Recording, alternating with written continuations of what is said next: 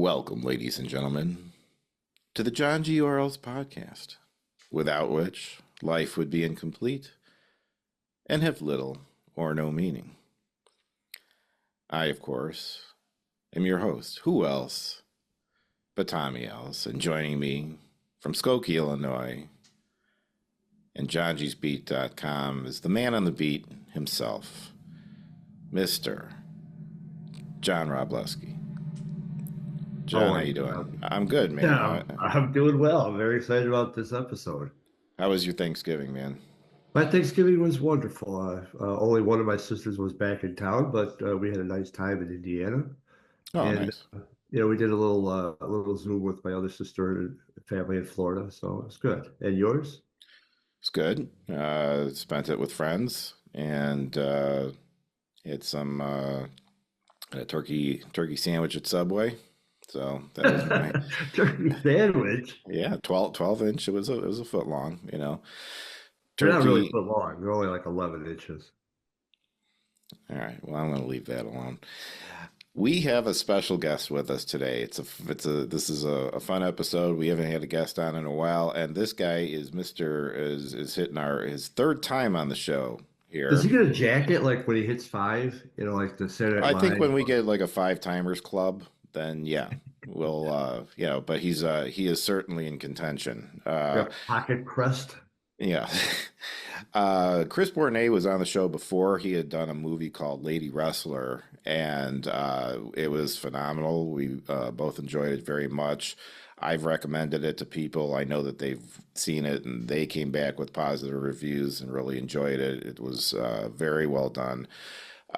Since then, having interviewed him, you and I both have kept up with him online and saw that he had a project coming up, a movie that he had done, and it was based in Chicago in 2008. And so we'd be interested in any of his projects regardless, but the fact that this was written about a family in Chicago made it all the more intriguing. We reached out, and he graciously has decided to come on here and talk with us today and tell us about his project and the movie, how it came to be, his intentions behind it, and what can expect from him in the future. So, without further ado, ladies and gentlemen, allow me to introduce once again Mr. Chris Bournea.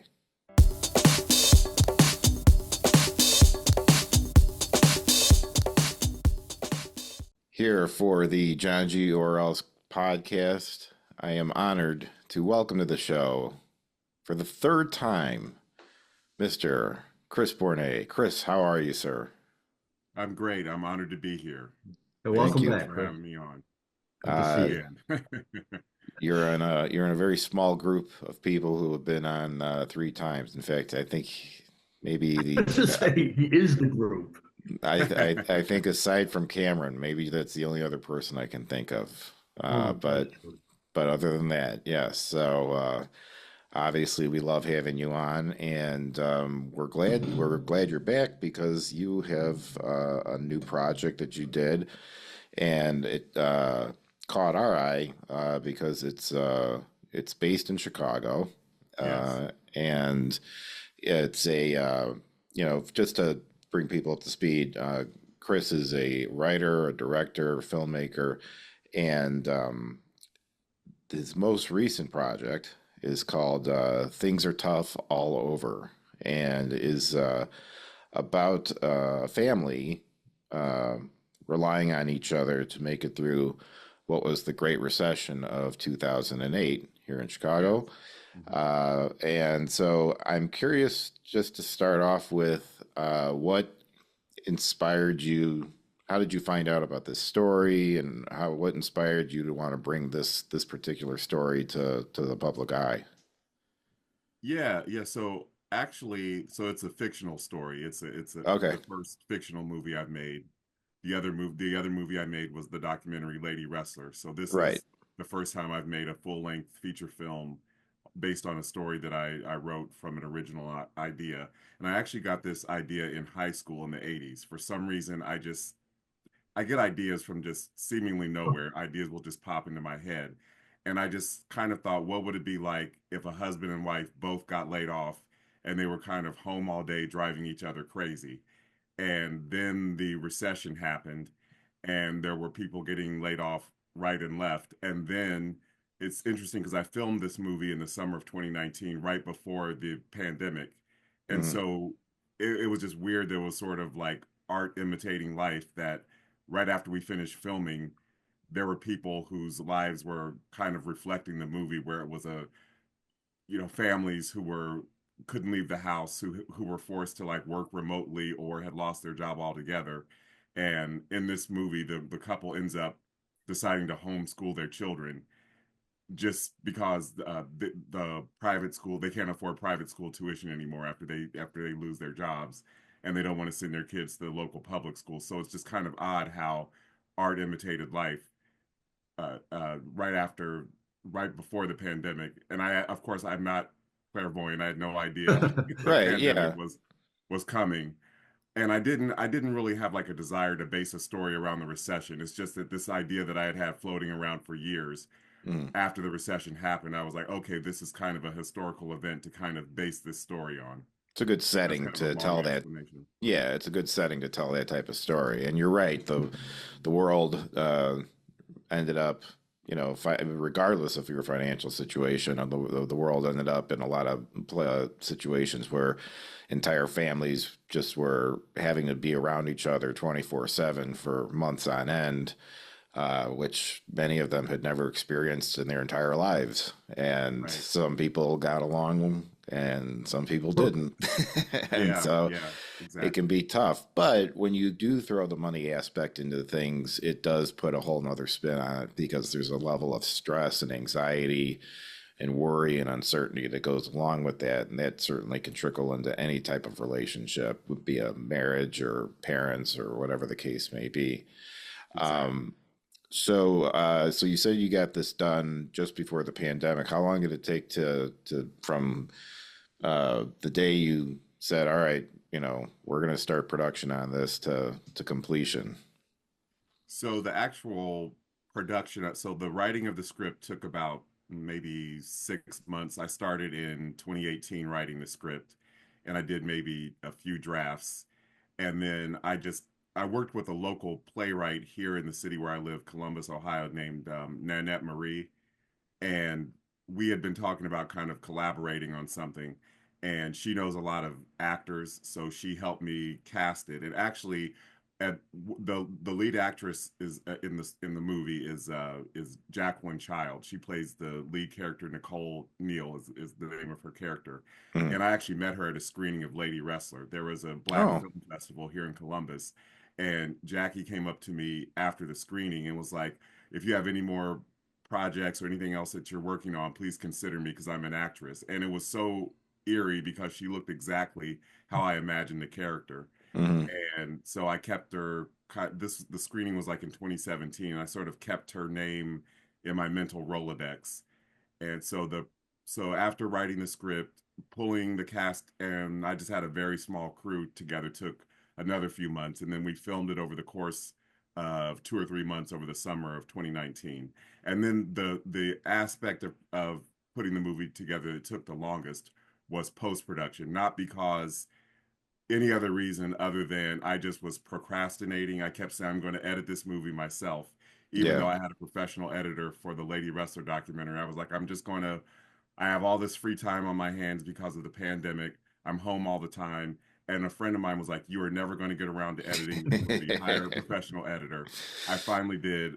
And through a site called, I forget, it was an online site where Mm. you can find actors and behind the scenes crew.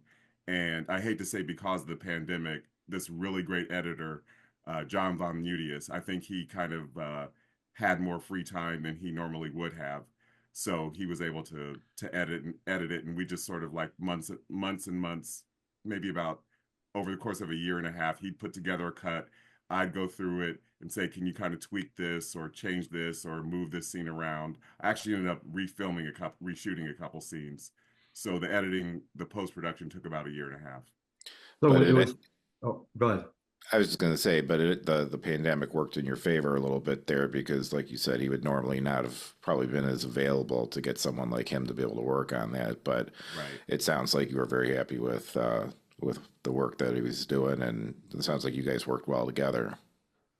Yeah, we never actually met in person. We Yeah. just because he's based in Orlando, Florida. So Mm. I would just send him files like through Federal Express, and then he would send me like a link to the edit he did, and I would sit and watch it and go through it with a fine-tooth comb, and he'd catch things that I didn't see, and I'd catch things that he did. Like in one shot, there was like you could see because I did a lot of the camera work myself. You could see me reflected in like a car window when the couple, the two main characters Yeah. were sitting in a car, and I was like, John, can you please Is there do something? anything you could do? Yeah. Yeah, yeah. So yeah, it was just like a collaboration going back and forth of John and I working on to refine the edit till we finally got it to a place where I felt like it was finished. So where did you film it, and why did you choose Chicago as the setting? So we filmed the interiors in Columbus because nobody knows, where you are when you're filming interiors. And it Sure. was just more convenient because most of the cast is based in Columbus. And we did a few exterior shots in Chicago just to kind of establish the setting. There's actually one actress, kind of a supporting actress named Alexis Aranda, who's actually based in Chicago. We filmed her scenes in Chicago. And the reason I picked Chicago is because number one of the subplots of the movie is the election of Barack Obama because Oh. the the characters are black, so it's like the election of the first black president is kind of like a subplot in the movie, Hmm. and also because Chicago is kind of like a microcosm of the United States. It's Midwestern, but it's still a big city.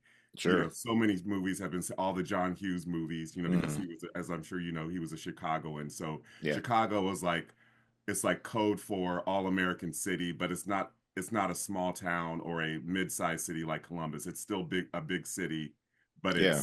it's middle America. No, it is very unique because you've got there's a very, suburban area of Chicago, but Right. the city proper is very, very much a very big city with a lot of culture and a whole lot of stuff going on. So you're right. I've lived here my whole life, and so it's hard to see, through the other people's eyes, when you just kind Right. of it's your surrounding all the time. But I do step back once in a while and look at Chicago, and it's we're very lucky to have this place that we're in. Yeah. Are the outdoor setting like one of the things I always like, a lot of people do, they like to go and like check out, oh, this is, this scene was in, or this building was in whatever movie. Are there a lot of places like that, or was it mostly indoors and just a few scenery shots? Yeah, just some scenery shots. Like, I would love to say that I had this grand scheme of I'm just going to pick all the iconic places in Chicago, but I actually just it was like so I had so the scene that I filmed with the actress Alexis takes place in an office. So I found this like studio that was like easily converted into to look like an office in the Lincoln Park area. And Right. then I came back after I filmed that scene with Alexis. I came back myself and just went to like I don't even know what the areas were called, like areas that look like downtown Chicago, and Sure. filmed like people just walking back, like just to kind of show transition that I could use as transition scenes, just Sure. people walking back and forth. And it's interesting. I thought Chicago being such a big city, and because nowadays everybody has a camera in their pocket with their phone, that nobody would care about somebody filming on the sidewalk. And I got so many people like waving at the camera, like Oh asking yeah. me, "What are you filming?" Photo bombing, and I was just like, I just thought people would just be so Yeah. Yeah. they wouldn't care that here was a guy with a camera. But I was just so taken aback that so many people seemed to be fascinated by the fact that I had a camera on maybe it's because I was using a tripod It's that yeah, it's probably the level of equipment you have, but I get what you're saying. Like back in the yeah, day, like it would have been like, oh, what's going on? But nowadays, everyone's got a camera, everybody's filming something, yeah, and you wouldn't think that anyone would bat an eye at it. But I'm sure that that can be a little frustrating when you're trying to get your shot and you got people walking by, giving you the Yeah, yeah, it wasn't so much frustrating as it was just kind of funny to me. Like I just yeah. thought, okay, here I am from a much smaller city, and I just assumed everybody in the big city would just be kind of, they would be used to, because so many, because wasn't Empire and different TV shows and Oh, different sure. movies that There's been yeah, so filmed on the many streets of Chicago. So I just thought people would be kind of, used I don't to know, it. jaded Yeah. and used to it. Um, Let me ask you about the writing process. Uh-huh. Have you written uh, any screenplays, before this, like full screenplays, or just have you just written some things that haven't finished out, or what's your writing Yeah, background yeah, like? I've been writing all different kinds of stories since I was in high school. Hmm. There was a play that I actually wrote and directed in the 2010s called The Springtime of Our Lives. And when you write a play, it's basically like a screenplay, except it's on the stage. You write stage directions, you write, Hmm. descriptions of settings. And there were other ideas for movies that I had where I wrote screenplays and just never got around to producing them or like pitching them to studios or agents or whatever. So I'd had experience in writing screenplays. And for The Things Are Tough All Over script, I got what they call coverage, where you send it out to have somebody evaluate it to basically tell you where the weak spots are and if it's a strong story or not. And I used this service called Stage 32. It's basically like a LinkedIn for creatives, like for actors, Hmm. filmmakers, and they have a service where you can pay someone to like evaluate your script, like professional, like people who work for studios or other screenwriters or whatever. And the feedback I got was not great. It was like, this is basically like a TV show script, and it's just a series of like skits basically strung together. And I just was like, I believe in taking constructive criticism, but you also just kind of have to have a resolve inside yourself that if you believe in a story, there's an old saying that in show business nobody knows anything about anything. Yes, you should get constructive feedback and you should get professionals to give you input, but at the end of the day, there are a lot of movies that would not have been made if the filmmaker or the writer would have listened to the, suits at the studio who said this is not commercial enough or this will Well, never fly or yeah. you have at a certain point you still have to stay true to the vision of what you have. Yeah. So it's, there's criticism from like technical aspects of it, ways maybe you could tell the story a little differently or whatever, but like the ultimate vision needs to stay true to what you have in your mind, and that's where you are gambling on yourself. And I think Exactly. that's sounds like that's what you did. Um, was there a reason you tapped this particular script versus other ones that you've written to produce right now? It was mainly just a logistical choice because I knew I didn't want to go through the process of trying to get one of the big studios to bankroll me. Even though the documentary Lady Wrestler got a lot of press attention and I did a lot of interviews, I didn't have people coming to me showering me with millions Yeah, of dollars and saying, "Oh, you're the next Spike Lee or you're the next, Steven Spielberg. Let me give you a three-picture deal and yeah. all you have to do is hire the crew and sit back and tell people what to do." So I knew the next movie I made was also going to have to be independent, just like the documentary. So I just decided to make a story that I could make with a small cast and with a limited number of locations, and that my inspiration was Edward Burns, who made the Brothers McMullen, Mm, using just like his parents' house, and he had like a camera, and I think he was working as like an intern at I want to say Entertainment Tonight. So he would sneak in after hours and edit his movie on like Entertainment Tonight's their edit gear. bay. Yeah, And he actually got his movie in Sundance because Robert Redford was coming to do an interview with Entertainment Tonight. And Edward Burns got on the elevator with him after the interview and was like, "Hey, this is my VHS tape of my indie movie I just made. Would you please take a look at it?" And that was back when Sundance was like actually a small indie yeah. film festival. And that's how Edward Burns got his foot in the Wow. door of the industry. So I just kind of followed that model of use the available resources you have and don't try to get investors to give you millions of dollars, because then when you take people's money, you also have to take their crap and have That's them right. dictate how you're going to tell the That's right. story. You sell some of your control when you do that. Yeah, yeah. What do you hope people get from the movie? Really, I hope people get a sense of inspiration and hope, especially right now.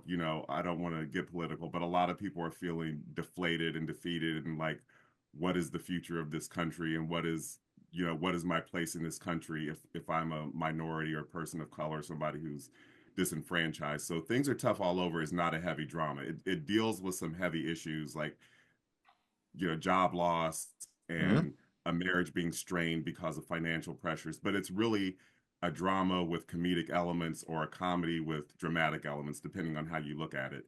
So I'd like people to look at it and be inspired and say, yeah, we may go through tough times, but there's kind of a light at the end of the tunnel, and it isn't a train coming to run me over. And I realized after I watched the movie, after all the editing had been done, that it was inspired by this movie I saw when I was a kid called Max Dugan Returns. That was written by Neil Simon, who's of course a very famous playwright and Sure. branched into making Yeah. movies.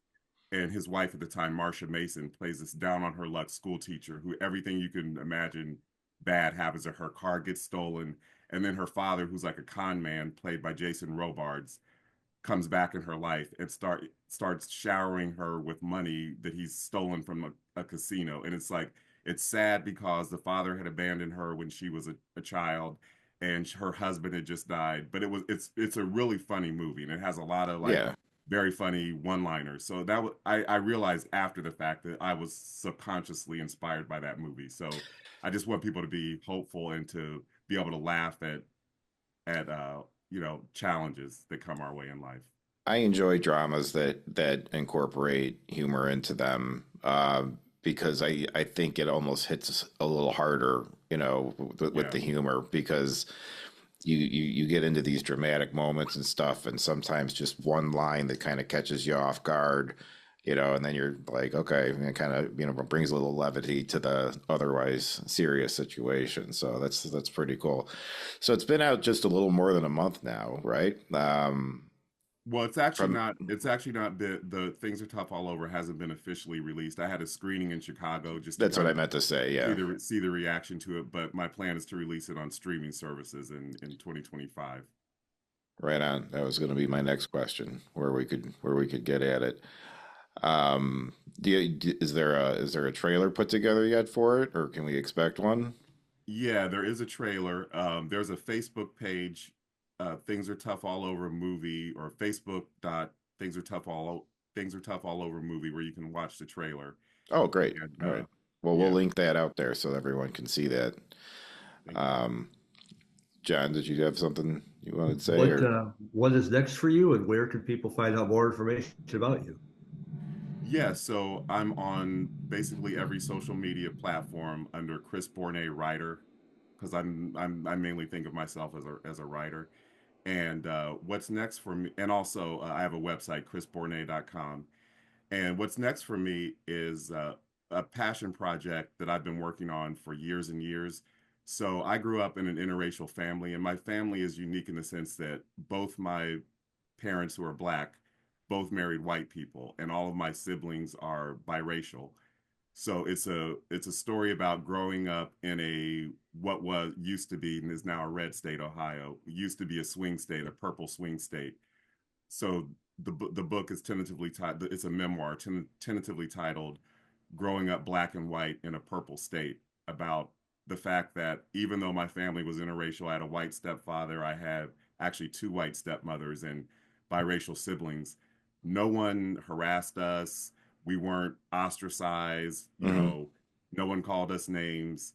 I didn't even know my family was different until I became an adult, and people would occasionally make comments like, "Oh, you and your," because my sister and I worked together at one point when I got my first journalism job. They were like, people would be like, "Oh, you and your sister don't look alike," and I would have to explain, "Oh, her father's white," Yeah. and so and I also want to make a kind of a documentary talking to other people who've grown up in interracial families, including celebrities like Halle Berry, who's from Cleveland. Mhm. She's biracial. Rhonda Ross Kendrick, Diana Ross's daughter, who is the Sure. only I believe she's the only child of Diana Ross who doesn't have a white father. So Barry Gordy is her father, and it would just be interesting. Her situation kind of mirrors mine, of where she has two black parents and all her siblings are biracial. No, that's very interesting, and it's a unique situation to be in. So it's cool that you'd be able to shine a light on that, and then for other people who are in similar situations can relate to it then too. So that's very cool. Totally. One thing I wanted to ask you about real quick while I got you on the show here, I do follow you and your adventures, and Mhm. I've noticed we're spending a lot of time putting in some research, it looked like, on Prince, or attending a lot of things that were Yeah. exhibiting Prince stuff. What was all that with about? Yeah, so this is sort of related to my diverse upbringing. So I grew up as a Prince fan, like everyone who came of age when Purple Rain was really popular. Yeah, Purple Rain was like the first movie I saw that kind of reflected my family because in the movie Prince, even Prince in real life, even though both his parents were black, in the movie his father's black and his mother's white, right. and he has this multicultural world where there's his band is like, there's white people, there's black people, there's women, there's men. So I just became fascinated with Prince at an early age, and I consider myself someone who, well, I'm not just I consider myself, I am someone who works in different mediums, and Prince was someone who mastered being able to, he was a musician, but he also directed three of the four movies he was in. Hmm. He was a dancer, he was a singer, he played multiple instruments. So I just admire him on a lot of different levels. And I actually, his estate still has events because fans all over the world still celebrate and listen to his music. So I went to Minneapolis for the 40th anniversary of Purple Rain. It was a celebration that his estate had, and they showed Purple Rain in the downtown theater. And they had the Revolution. His band members from that Oh era, yeah. the Purple Rain era, did a concert at the First Avenue Club, which is where the movie is set. And it was just great nostalgia and We're great talking we're to other Prince fans and realizing that other people around the world kind of see his genius as well. It wasn't just me being a fanboy. It was, Yeah, yeah. No, I yeah. I, don't- I don't. I think it's fairly undisputed that Prince was incredible. Were Wendy and Lisa there for the Wendy and Revolution? Lisa were there. So the whole band, Man. the whole band did an interview. The whole band did an interview talking about the experience of making Purple Rain, and they're adapting Purple Rain into a Broadway musical that's going to debut in April, I believe, in Minneapolis. So they Yeah, showed a preview of like a scene from the Broadway musical, and that's just interesting because as someone who, as I said, works in different mediums, it was interesting seeing a movie adapted into something for the stage. sure. Yeah, I had seen you out doing a lot of, it would seem like a lot of events. So I didn't know if you were doing research on a project or something, or if this was just something you were interested in. But I did want to find out what was going on there. I grew up with Prince. My mother was a huge fan, and so I heard all the music before Purple Rain, and then when Purple Rain came out, that was of course a major event. And I related to the movie in the way that, in a sense, that his parents and their relationship, and there's the abuse and the way that his relationship was with his father and things like that.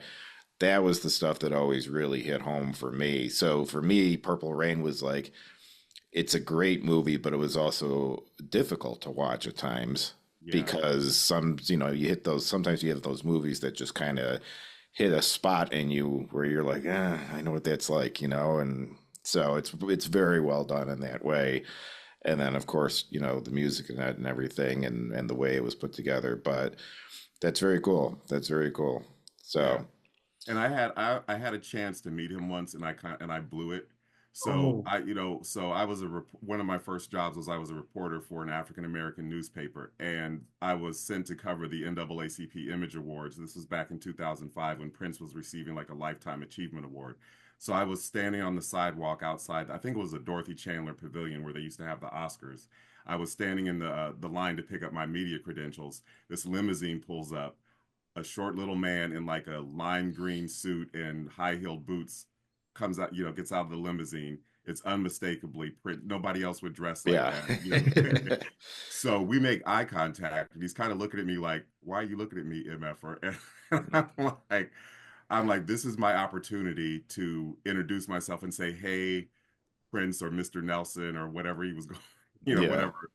Uh, and I thought, what Prince is going to show up if I introduce myself? Our bodyguard's going to come out of the Right. woodwork and wrestle me to the ground, or is somebody from the NAACP going to say, "Well, you acted unprofessionally, so we're going to revoke your media credentials"? So it was just like this fleeting moment where we made eye contact, and he just kind of walked past me, and the moment passed. But Yeah, it wasn't worth rolling the dice on it. I understand.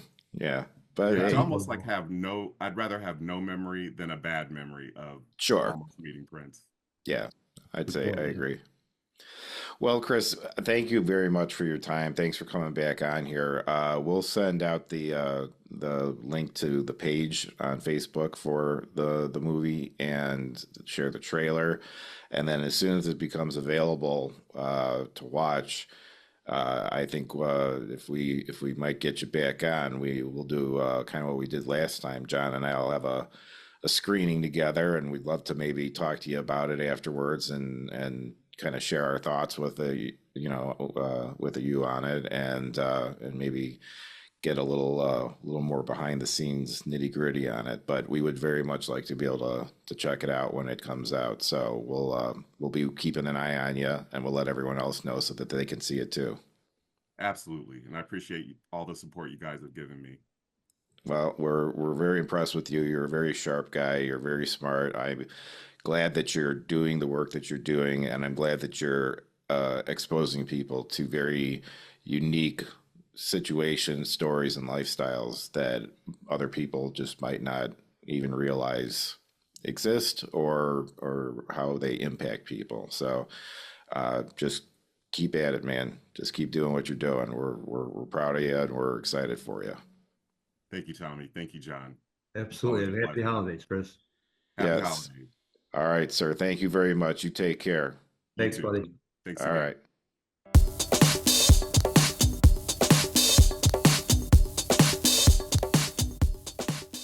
Chris Bournea, everyone. Thank you again to him for coming on again. Third time. Three timer here on the Johngy podcast, and for good reason. Like I said, we, aside from the people who were there for the debut, still hasn't gotten its official release. So we have not seen it yet, but we obviously really want to. And when it does, we will check it out, and we will bring Chris back on so that we can share our thoughts. And I'm sure we'll have more questions about it. But we saw him, like I said, since we first met him, I've always kind of kept an eye on him and keep him in my news feed. And so when this popped up, I was like, oh, well, this is about something in Chicago. It's a new project.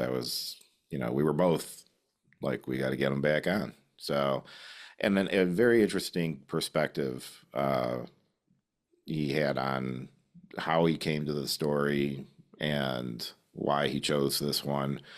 I'm actually really intrigued with his next one that he was talking about the mixed families, and yeah, a lot of good stuff. And I like that because again, these are things that are part of people's lives that some people.